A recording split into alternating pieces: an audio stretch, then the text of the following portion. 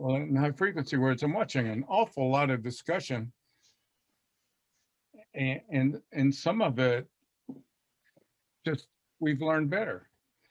And no, I did not get my interventions from the latest textbook or the latest buzzword. I was a teacher teaching kids to read every day on the front lines, and really clearly, Lavinia's coming in with high frequency words. I clearly began seeing high error rates. And when you're working with children directly, you can hear that when with these high levels of errors, what they were reading quit making sense. As soon as it quits making sense, you lose the ability to sustain. So they quit and write notes to their girlfriend or boyfriend and start doing what any sane human being would do, playing around.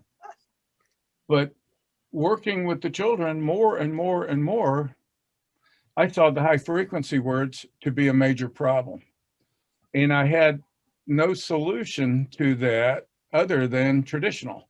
Let's teach the Dutch words. So in isolation, we taught the Dutch words. But my advantage is I took daily data. What are the Dutch words? I'm not familiar with the that. Dutch words, let's just say I listed to 300 100 to 300 words that are words you should know by sight. Gotcha. And perhaps can't even sound out most of them. The gotcha. words you need to know. The simple little of them, thy, of them, therefore, by, with, a lot of prepositions and conjunctions in those. But we what's that? It's like 85% of a book you read or something. There's a very high percentage of these words are in a book. I had to do that for a talk. It came out 50. But that's a lot. You can go this. When in the course of human events, okay. When in the course of human events, it becomes necessary for one people to dissolve the political bands which have connected them with another, and to see that high, and that's Declaration of Independence. You can see, wow, that's running an easy 50%. So if 50% of your reading involves these high frequency words, a number of things begin happening. I recorded errors and did error analysis as I worked one-on-one with kids forever. And yes, those were showing up blatantly in their performance. So I did what everybody else did. We'll teach the Dutch list. Well, my only problem is once I taught it and passed it and they supposedly knew it, it didn't generalize. They kept making the same mistakes in their reading. So I just figured I need more speed. So, you know, let's put them on flashcards and let's play flashcard games. So we did that in isolation. No impact. All right, let's move out of this flashcard stuff. You know, let's put some timing on this thing. So then I began demanding high rates with no errors.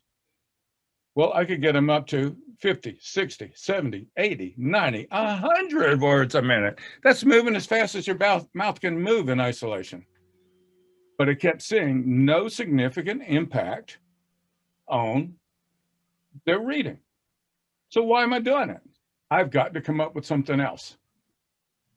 And so now, okay, this is why it's in behavior disorders, because everything else had failed with your children. So we were out of the box thinkers. All right, what am I going to do? I got to think about this. And the first thing that pops into my mind is my typing. I learned to type A, S, D, F, J, K, L semicolon over and over and over and over and over, and then backwards. And then, you know, pretty soon I've got all the letters memorized. And then I have words memorized, like one, bam, bam, bam, over the, bam. And I started saying, wow, I am typing in bits of meaning. I am not typing by letter anymore. I'm not typing by word anymore. I'm typing bits of meaning automatically without thinking with very low error rates. And then I thought about how I learned foreign languages, phrases. I didn't learn it one word by one. I needed it for a big word like claustrophobic. But oh my God, The other half is automatic. So I put them in phrases. Begin with 2-word phrases, as I began with from variations of the verb to be. I am. Notice I didn't go to any of the phonics interventions there with high frequency words. We're already working phonics. But in my high frequency word work, I went straight after chunking and phrasing. I am. He is. Am I? She was. Is he? They are. Like that. Simple. And then maybe 2 or 3 probes on those. And then when you can move at 1 a second,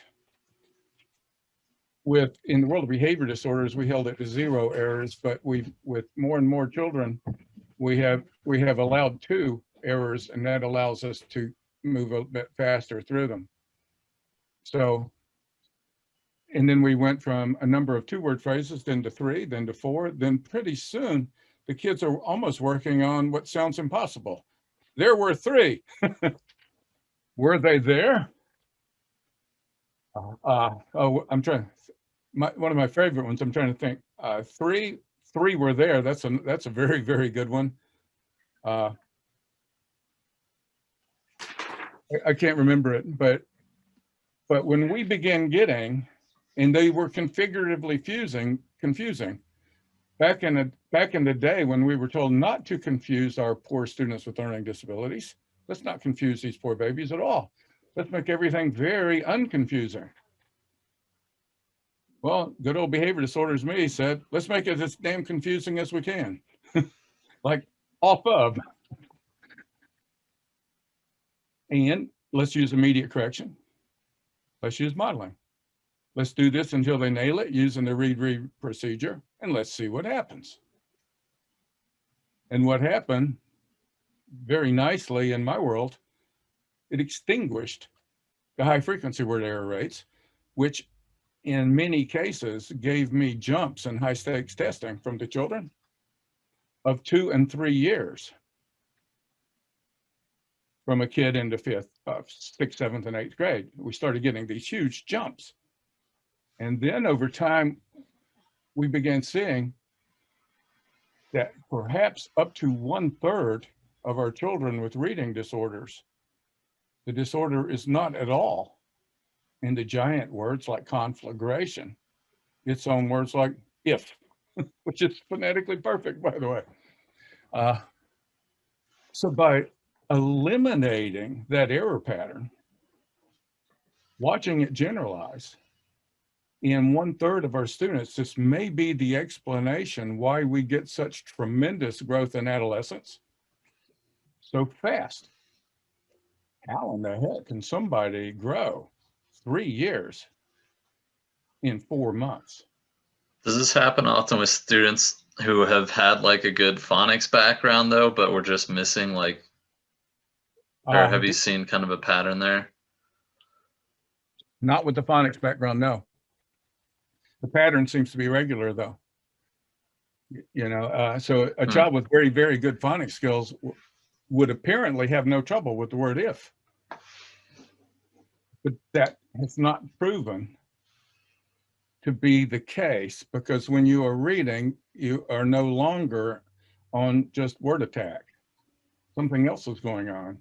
And now we're getting to this automatic piece where reading is language. And this is all conjecture.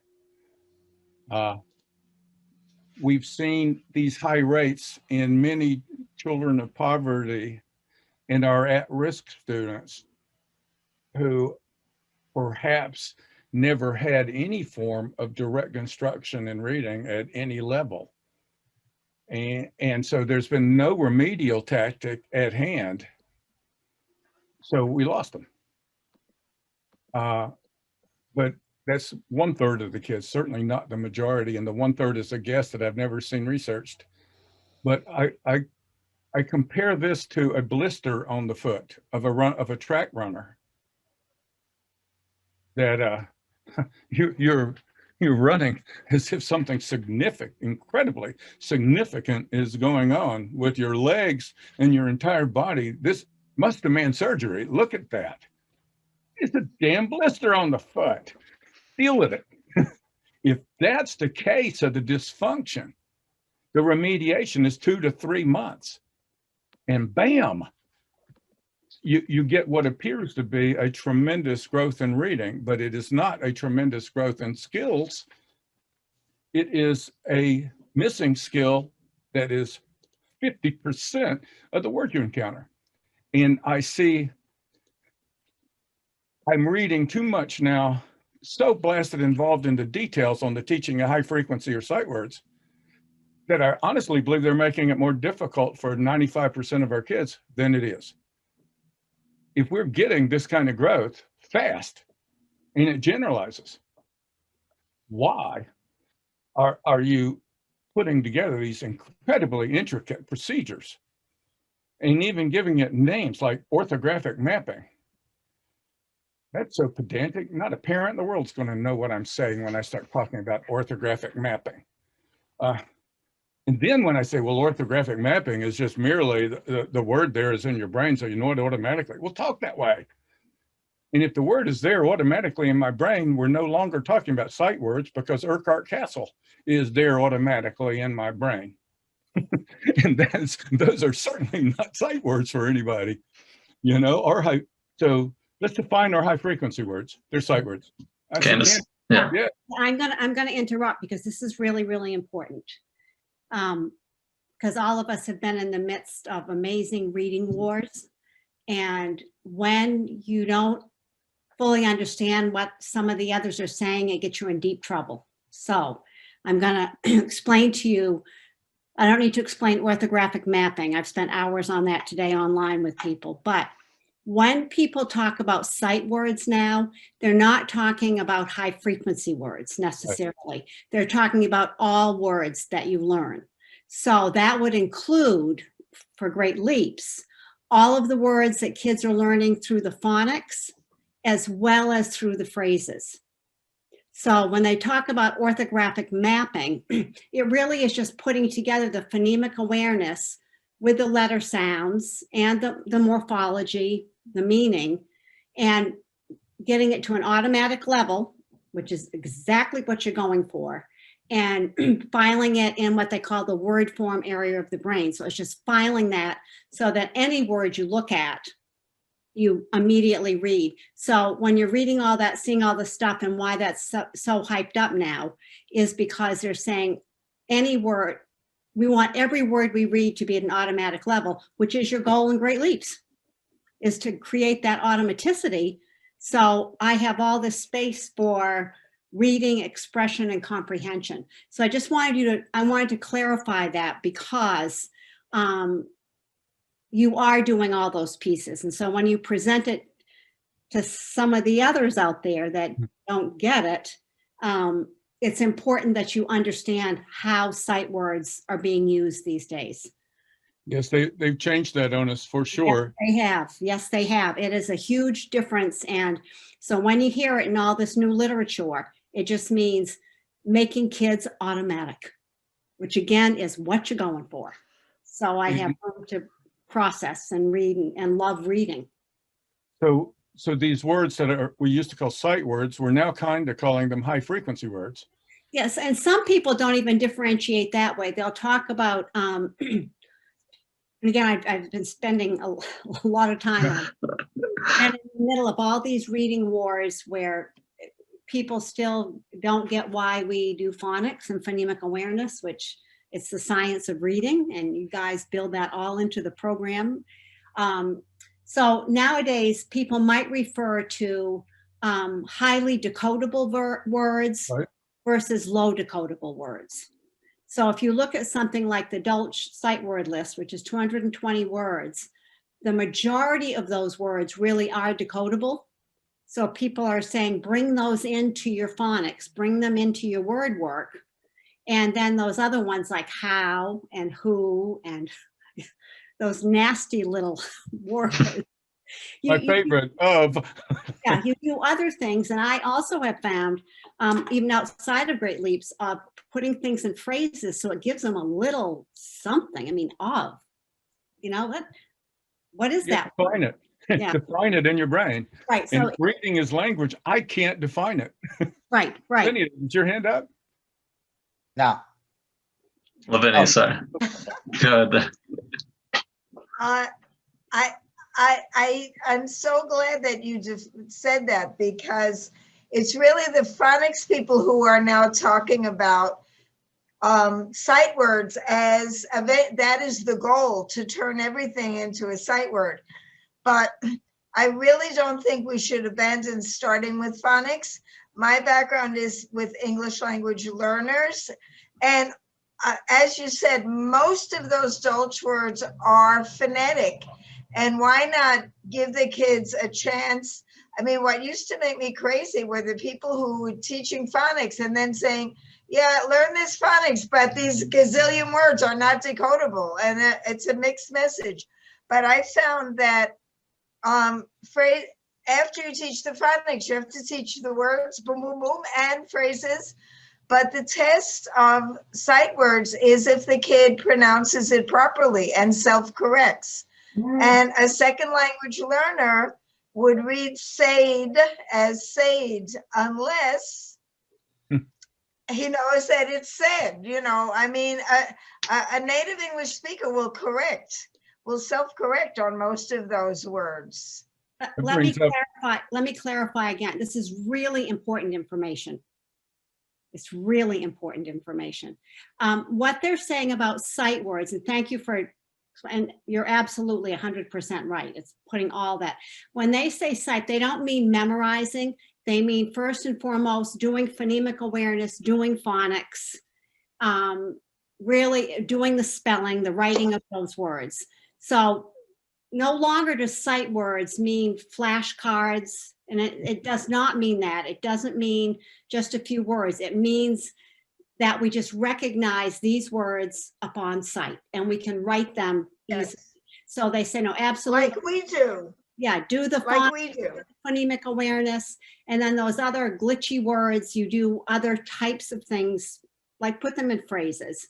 So it's the word sight words really has taken on a different, it's important to understand that distinct, oh yeah, see, I have no words. Anyways, that it means just, I look at it, I read it.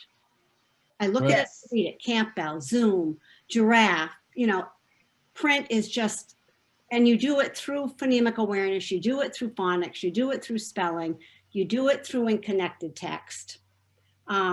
So, and it's very different than how a lot of us learned that sight words, what that meant. So, and it is right there in all the literature right now. It's a very hot topic. There are schools being sued because they're saying they're not doing orthographic mapping. I mean, it's Wow. out there. So what you need to know is that Great Leaps is addressing a lot of those. And what you were talking about with your ELL students, that's what you're doing. That's perfect. But we need to use the right language, because otherwise people will look at us like, you guys are nuts. And that's not true. But we need to understand how to use that language. I've got a question. that just Ken came up. said something at your presentation that, was it Kenneth Pugh said that reading is listening with your eyes. I think that is so powerful that Yes. really it links everything together. And when kids read fluently, they're reading aloud as if they were speaking. And that's the test of oral reading fluency, that it sounds like speech. So that's Kenneth Pugh. I want to use that. That is our goal. I think many around us have so focused on the tools that they've forgotten that tools are used to build things. And generalize. And it's no fun hammering. It may be fun a day or two, hammering nails into a board. It gets old. so our real goal, sometimes we lose our objectives. Our objective is to teach kids to read.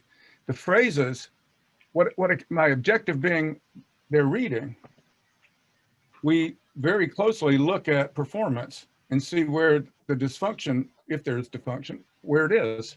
And then this used to be called prescriptive teaching. We find where the dysfunction is and we come up with a plan. We don't come up with the 10 commandments. We come up with a plan. It may work, it may not work. You got to throw the dart though to hit a bullseye. You got to throw. And that's the cool thing about frontline and frontline development. It's real. There's real kids there in front of you. And you're seeing it as it happens, which means I don't go to my library, which I got one, when I'm sitting there in the classroom and an error pattern emerges and reemerges. We have to use those tools that we have within our expertise area, and the more the better, to move and to intervene. And so that's where suddenly I was seeing words in isolation wasn't working. It wasn't getting me the data I wanted, and that's when we went to phrases.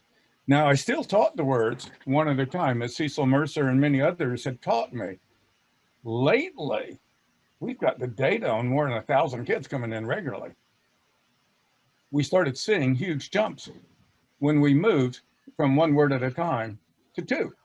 Huge jumps, which tells me, as I aim for reading, why, with these 3rd, 4th, and 5th graders especially, why am I doing 1 word at a time when I get triple the growth on 2 and 3 words at a time? And I get inflection. And I get even more than that, because they've got small bits of meaning. You just don't throw 3 random words like off of this. Well, off of this is a good one.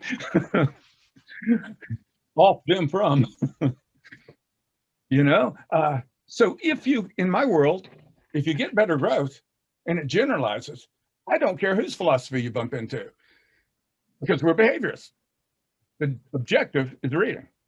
How can I get them there quickly, with fun, eliminating punishers? And we constantly look.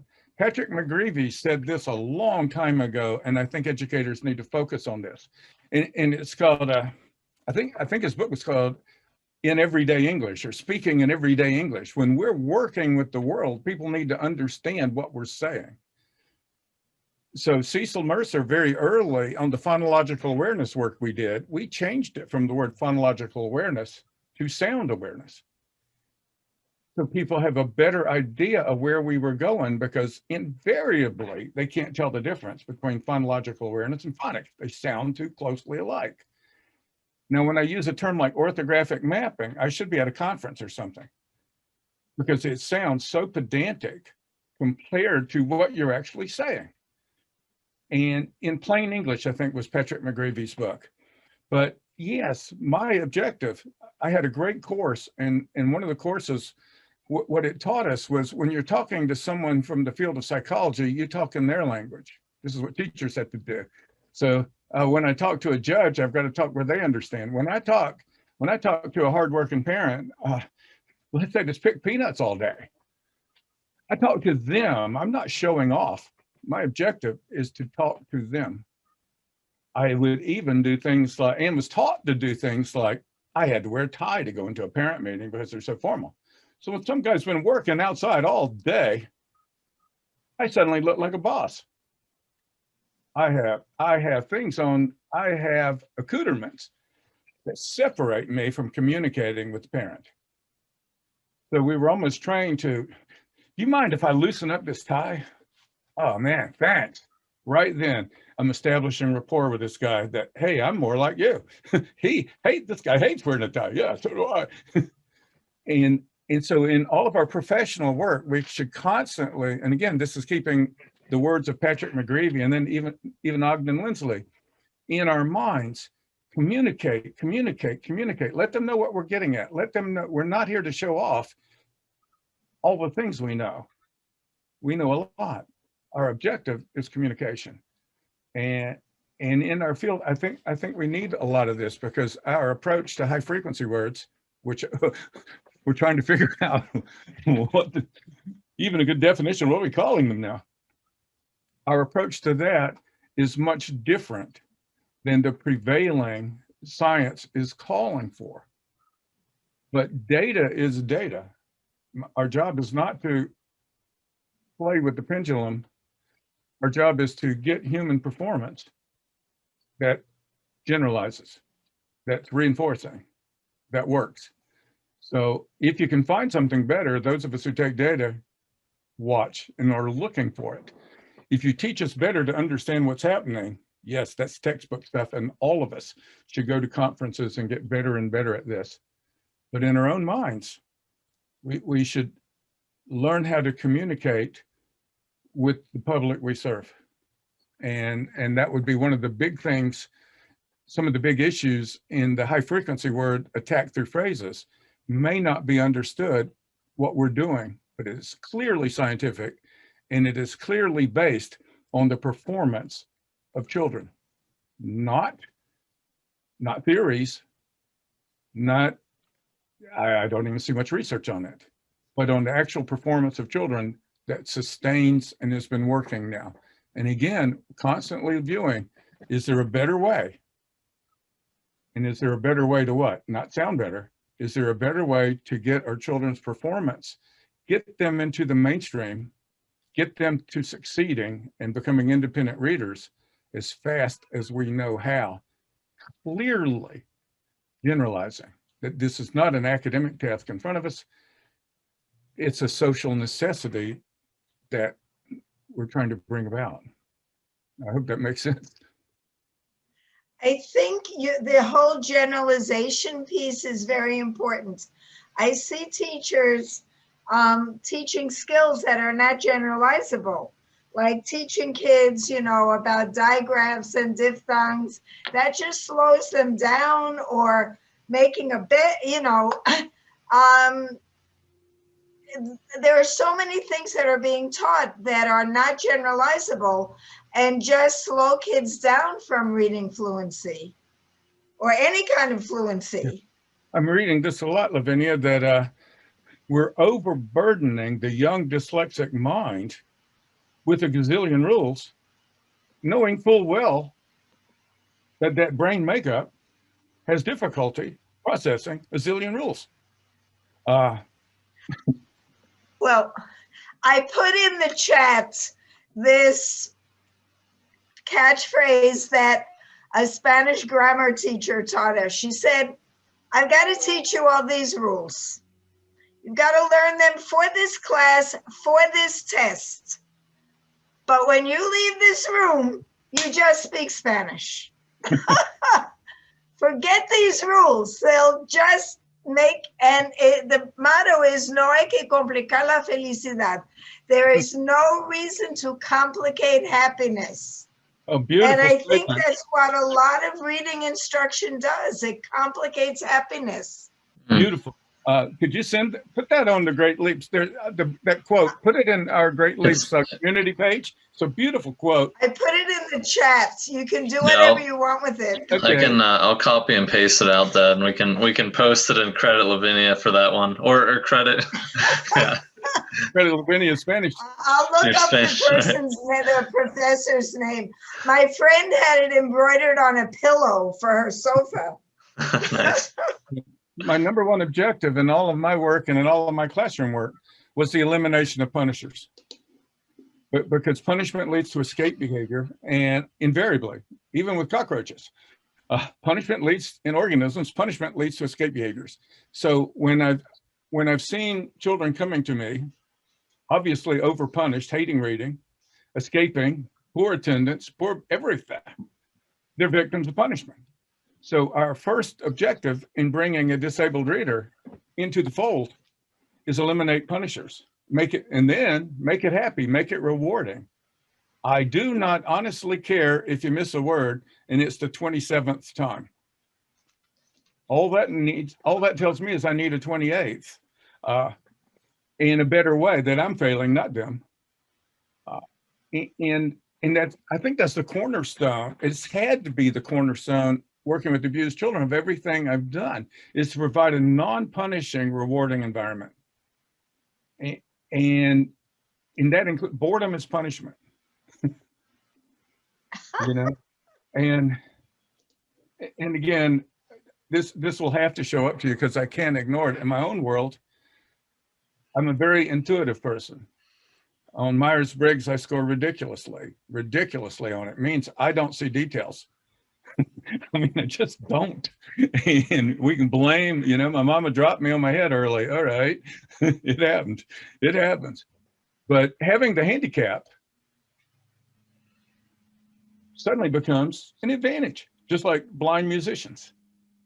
So that means I need detail people around me. I certainly do. You know, passers need receivers. Pitchers need catchers.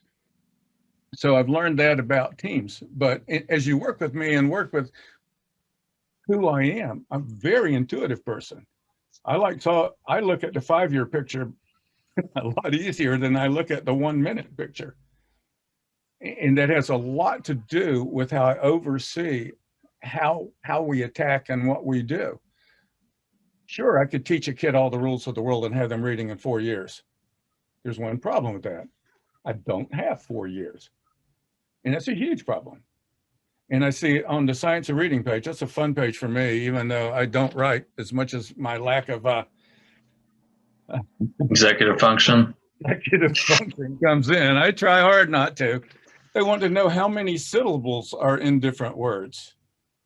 And I can make a case that there's 2 syllables in the word I. You know, 1-letter word can have 2 syllables? Yep. In the South, wait, is that a diphthong or is that absolutely? Did I move that all the way into 2 syllables? Look at my own name. Ken. Whoa, that's 2 syllables. By sound, syllables aren't determined by the rules of the letters being by each other, even though that works a lot. Syllables are determined, syllabification is determined by sound. Sound, well, that's a diphthong. And they change to culture. There's not rights and wrongs absolutely on this that people want. Why does the O-U-G-H sound say something? Well, boy, this goes back a long way historically, back when spelling didn't matter in English. It just does. If you're worried a lot about that, you're going to be in real trouble because this is English. And now I got 14,000 things for you to worry about. You know, we do have rules and they do work 75, 80% of the time. Ken, I had a child this week and I was trying to teach him how to say, we were reading a book, to say hen, H-E-N, but because of the accent, I was saying hen. Correctly. So for me, it was the 2 syllables, and so I had to get one of the paraprofessionals that works in my classroom who has an American accent to say it correctly to him, or correctly for America or the Bronx. But let's move that into certain quadrants, because clearly in my part of America, we cannot even say the E-N sound, and it's my own damn name. Can't do it. And Kim Pugh, I love this guy. He talks to that, and it's wonderful to help us understand the beauty of who we are individually. If you have not heard a sound, and your first baby's babbling, he says, can make every accent and every sound from every language except one, and that's a Hottentot click. How's that for a Jeopardy question? Oh, good trivia question. But you lose that ability when you do not hear it. The brain no longer hears it. So very clearly, many of my Hispanic friends have real troubles with the short I sound, which perhaps in their first 3 years of life, they never even heard. And I think the short A sound may be closely into that. So then we get into errors. Is it an error when I say Ken? I got into an argument. This woman from Miami is absolutely, it's an error every time, and you must correct it and you must stop it. Why? It's my name. How can it be an error? I mean, what am I teaching? I'm teaching reading. What is reading? The book talking to you. Well, my books talk to me in Southern accent. Your books probably talk to you in ours. And it's okay. We had a word brought up from a Spanish student early in our talk today where it would be wrong. And I forgot, I wanted to bring up what that word is because I wanted to ask, is it a mistake? Because it is following all the rules of phonics. It would work in the child's mind as they're reading. They have not made a reading error except in our own world of pronunciation. And so I'm wondering, would that be a Great Leap's error? Because they read it correctly, they understood it correctly. In reading, they got it, but we don't say it that way. So, and I remember the old word facsimile. But you know, back before there's fax machines and fun stuff like that, forever I called it facsimile. Would it be an error, or would, in the Great Leap's timing, would that be an error, or would it be a pronunciation correction? We've not even talked about that, but it gets me thinking about those kind of things because of what reading. I think that's a very important point because everything now is oral reading fluency, and we don't give kids time to read silently. And really, that is our goal, is it not? That kids should read frequently silently.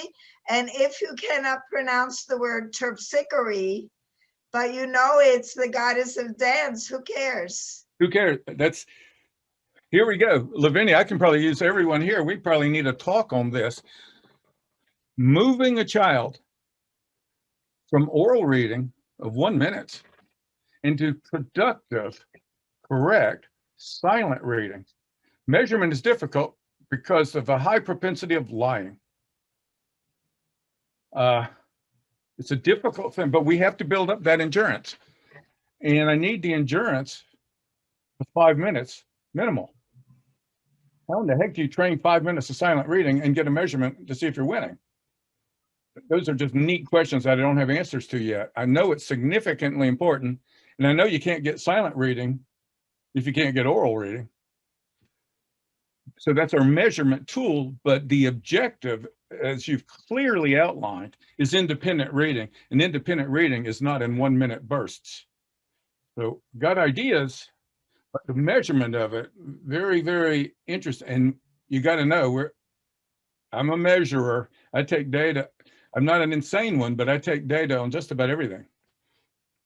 No, it's a very serious matter because, I don't know, silent reading, fluent silent reading is what, 4 or 5 times faster than oral reading. And that's what we're aiming for. I mean, you can't be reading out loud in college.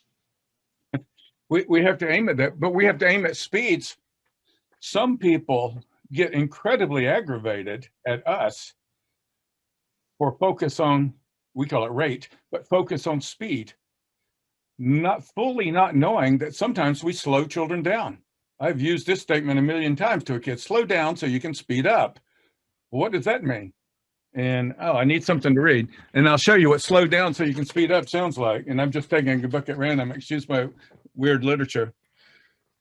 During the sixth century, a smaller number of more organized Anglo-Saxon kingdoms emerged. It was these many states which carried. Well, I've just read 100 words, but only covered 30. By slowing the child down, I speed them up on our word count, and that's what that means. The child is so in a hurry to impress me, they can't read.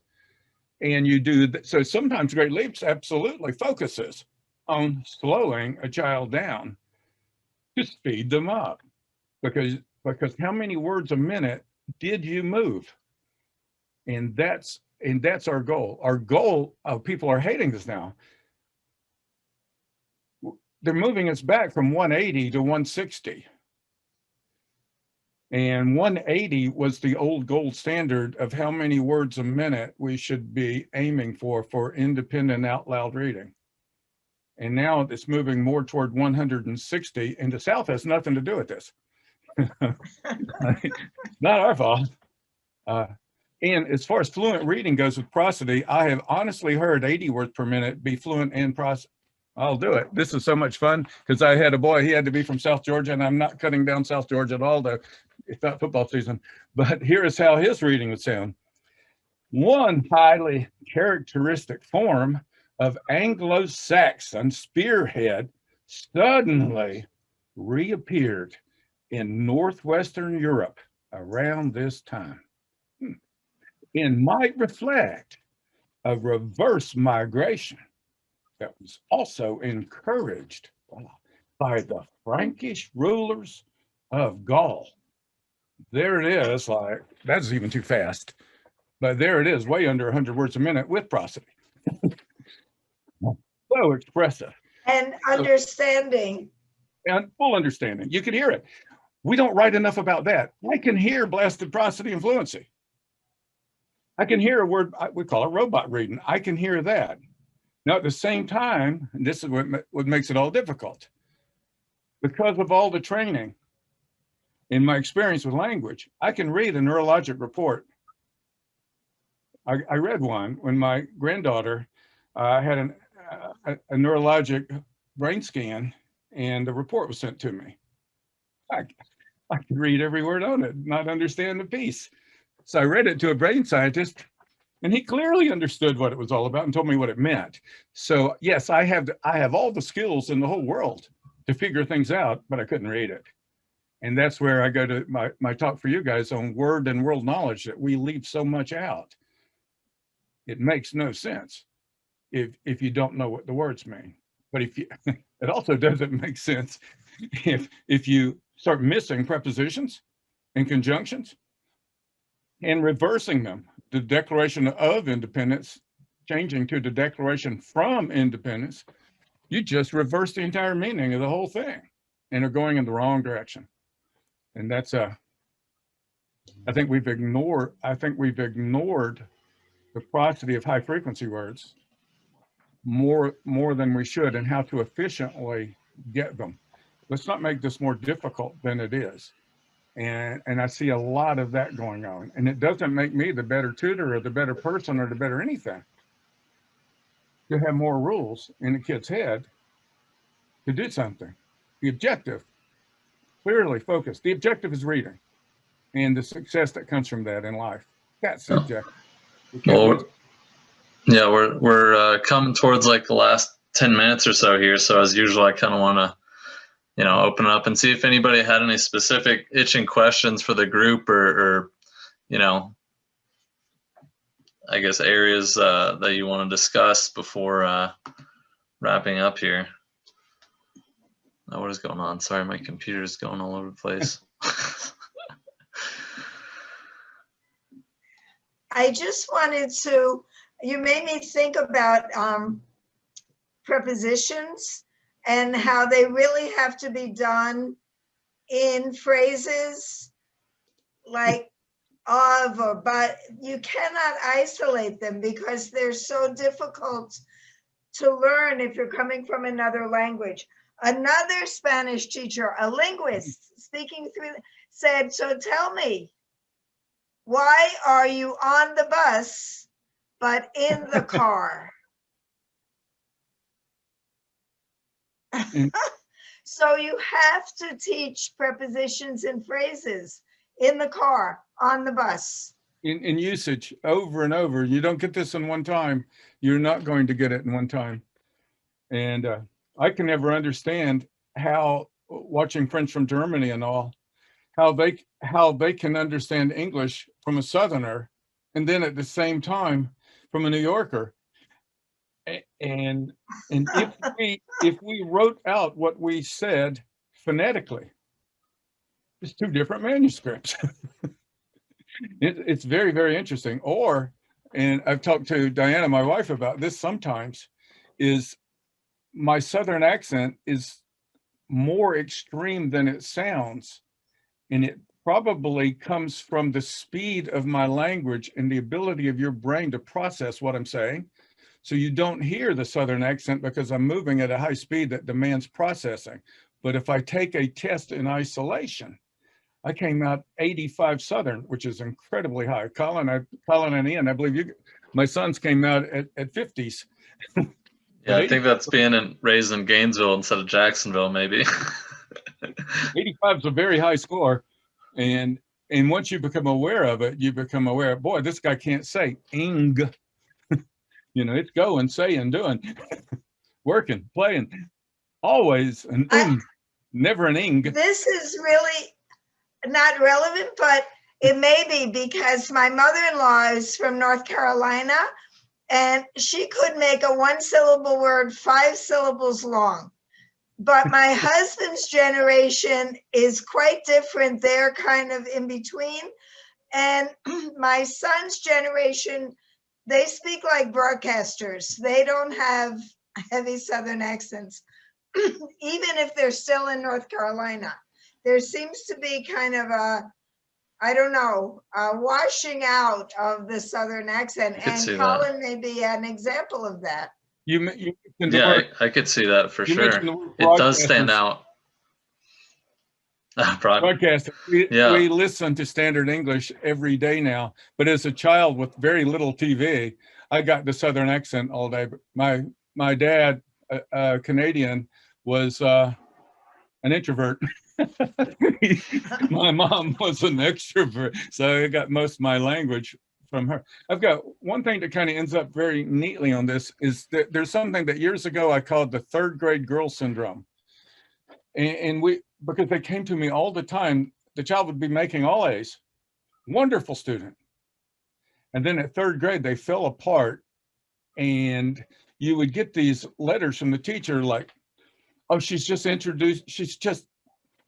boys right now. You know, she just doesn't care anymore.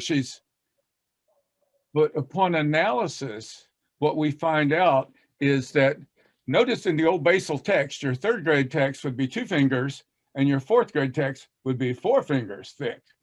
What you've done is you've changed the language of reading between 2nd, 3rd graders. 4th graders are now getting more conjunctions, more high frequency words, conjunctions, prepositional phrases, the sentences are longer. And then comprehension becomes more difficult because in the past, all you had was subject, verb, object, and you can answer every single question. 3 words. You turn those 3-word sentences to 10-word sentences. And when they quit making sense because of high frequency word errors, boom, you get the behavior change. A kid that doesn't understand is going to quit performing. Quit performing, well, you didn't die. You know, an extrovert kid's going to get in trouble every time. And so that's what I called it even the third grade gifted girl syndrome, because almost all of these little girls were gifted and they fell apart at 3rd grade. And it had nothing to do with boys. It had everything to do with performance and an awful lot to do with high frequency words. What happens between 3rd and 4th grade? The sentences got a whole lot longer. That's what happened. And so what's the intervention? Well, we could have her sit outside the classroom. That's a great punishment for somebody with reading problems. Let's take them away from instruction. But that's just an interesting thing we've seen. And the coolest thing, and I think Jake Hackett got this out of Grady High School in Atlanta, and Cecil Mercer got the same thing in Gainesville, is working with 9th and 10th grade students at the 2nd grade reading level. In a summer or semester, a majority of these children gain 3 to 5 years with a 15-minute-a-day intervention. What's going on? And it appears very, very likely that it's what I call the blister on the foot. Something very, very easy and quick for an intervention. Does not take a specialist. I could do it with the school janitor. And you've saved a life. The stakes are high and we're not behaving thus. The stakes are really high. We're not behaving like we're in a crisis. We're taking the simple and making it complex. There are those who need our surgeons. I can be mistranslated very easily. There are many children who, because of what I will almost call a neurological dyslexia, cannot process in nearly the speed as most of us. They need intervention from specialists who are now involved and working with children who do not need specialists. In my opinion, we are having surgeons clip toenails. That's crazy. And it is not a call to change instruction from those who need it the most. It's a call for, let's allocate our resources where needed. If I can have a school bus teacher teach a 7th grader who's in trouble all the time how to read in a semester, why am I wasting the time of my specialist? And I think we need to loudly address that, because now our professionals aren't getting to the kids that don't need them, demand them. And I will blame Sally Shaywitz out loud here and now for saying 20% of our children are dyslexic. Okay, you just changed the definition, because no, they're not. In my definition, no, they do not have a neurologic disorder that defies reading intervention. No, they don't. We've got 1,000 kids that says different. I can use New York City paraprofessionals and teach kids how to read, perform, and enjoy life. If you're using your professional staff who are incredibly well trained and right on the button, flip toenails, you're wasting resources. And we don't have near enough resources to handle this reading crisis we have stayed in for over a generation. Ken, do you have any good suggestions for books for a classroom teacher who may have a student who is dyslexic in their classroom and has no knowledge about dyslexia at all? Wow. Not one book. No. Or several books. I'm ready to dive in. Anyone? What would happen if one-on-one she used Great Leaps and taught a kid how to read, and then the actual performance of teaching a kid how to read begins teaching her how to teach reading, and then she can get involved in discussions and phone calls with a community of people and get better at her skills. Start with where you're at. You've got a child that can't read. Why don't we try something to teach them how to read? Can you give that kid 15 minutes a day?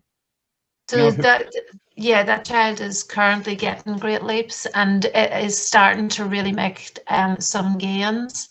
But you know, just you were talking about transferring that and generalizing into everyday reading. So I was watching him read today, and you know, he was still tripping up on those words. Now, I don't know if there's a visual tracking problem going on while he's reading also. So it's like still problem solving, trying to figure out what the problem is. But Mom has said that she believes that he is dyslexic. So I just don't have any information about dyslexia. It sounds like you've just got the definition from that child now for further testing by law. Okay. You know, and by law, they also aren't supposed to mess around. You don't have forever to do this testing. If they do, the squeaky wheel gets the oil. Right. We could also probably follow up with some resources to provide you with. We have your email and things. So if you come up, or if there's any specific kind of books or things that you recommend, we can always, throw that her way. Yeah, it's that'd be awesome. An incredible body of training. So it's very difficult to find, okay, what is the book that really put me onto this? And it's performance that put me onto it, and not a book, not a theory, but I really bought into behavior theory because of cause and effect. And I could certainly see that elimination of punishers is huge. So making and the growth, I've got to get that child to the 4th or 5th grade reading level before that independence really starts kicking in. Yeah, and we're dealing with, that he knows now that his reading is so low. He's gone up 4 reading levels, so he's doing absolutely fantastic, and I do credit that with the Great Leaps program. But he's not really generalizing it into his own independent reading when he's reading with me. How old is he? He's 9. Wow. I wish we could find a book. Let's think about a book he would really, really like that can be at that 3rd grade reading level. I don't know if there's the Phantom Toll Booth is at his level or not. I don't think so. Yeah. What about Cam Jansen?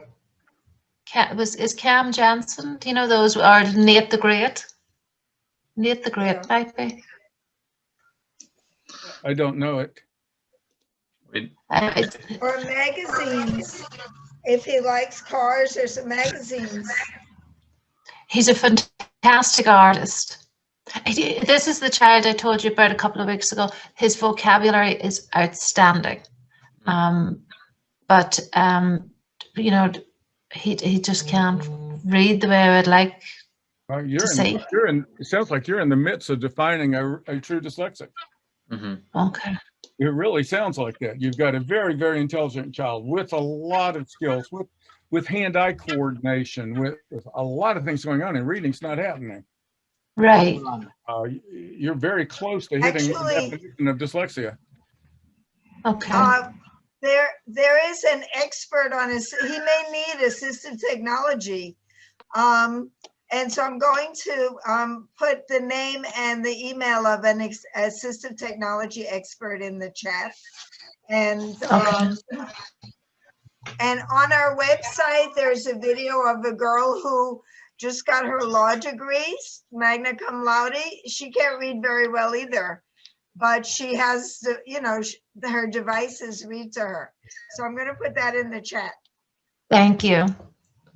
Because I do have him when he's doing any sort of writing, he's dictating it, and you know, anything that's like a short response, and he is also doing the you know, the audio books. So, and when he's doing the audio books, he's like reading like National Geographic and so on. So loves those higher level texts, but can't access them if it's based on his own reading. Neat thing, he's getting his language. One of the things I've learned from Pitara, who's on our website, is that for higher levels, you have to speed up, and you can't just do the audiobooks. You have to teach yourself to listen at the speed of reading, which is like the bring, you know, and that is a skill. I learned that double speeding my lectures in college, I think. But so I'm gonna have to hop off here to get on with a parent call shortly. So as always, thank you to everybody who joined today. I'm gonna leave, you know, my dad as the host if anyone wants to stay on for other, you know, questions or just to chat. And yeah, I hope everyone has a great weekend. I'll see y'all next time.